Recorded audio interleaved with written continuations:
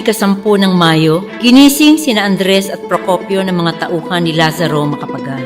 Dahil hindi na makapaglakad at hinang-hina na, inilulan si Andres sa isang duyan at sila ay naglakad hindi patungong isla kundi sa kabundukan ng Maragondon, sa bundok ng Buntis o Nagpatong. Nagtataka na sina Andres kung saan talaga sila dadalhin, kung kaya't pilit nilang tinanong si Macapagal. Binuksan ni Lazaro ang tanga na selyadong kautusan at binasa ang bagong sentensya sa magkapatid. Ayon kay Macapagal, nagmakaawa si Andres na huwag silang patayin at nang hindi siya pumayag ay nagtangkang tumakbo gayong hindi nga makatayo si Andres. Ayon sa nakuhang impormasyon ni Guillermo Magsangkay mula sa isa sa mga magdalo na kasama ni Macapagal, binaril nila si Procopio at pinagtataga habang nakahiga si Andres. Napatotoo naman ito ng isang magsasaka na sinabing may nakita siyang isang tao na pinagtatataga hanggang mamatay habang nakahiga sa duyan. Tila binalot ng kadiliman ang kalangitan ng araw na iyon na kinitil ang buhay ng 2 magiting na anak ng bayan.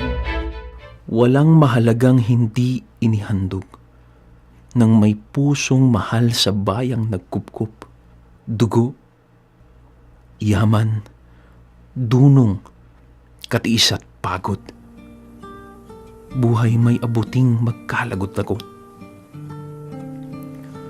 Ipahandog-handog ang buong pag-ibig at hanggang may dugo'y ubusing itigis. Kung sa pagtatanggol, buhay ay mapatid. Ito'y kapalaran at tunay na langit. Aling pag-ibig ba ang higit kaya sa pagkadalisay at pagkadakila, gaya ng pag-ibig sa tinubuang lupa? Aling pag-ibig ba wala nang nga wala? Di yata't nagmamatsyag ang kalangitan sa kahayupang nagaganap, sapagkat ng araw din na iyon, habang pinapaslang sina Andres, sumalakay ang malaking puwersa ng Kastila. Sa mga susunod na araw, ipilitin ni Emilio na depensahan ang Cavite at hihingi ng tulong sa mga katipunero sa ibang larangan. Subalit kumalat na ang balita ng pagpatay kay Andres at Procopio.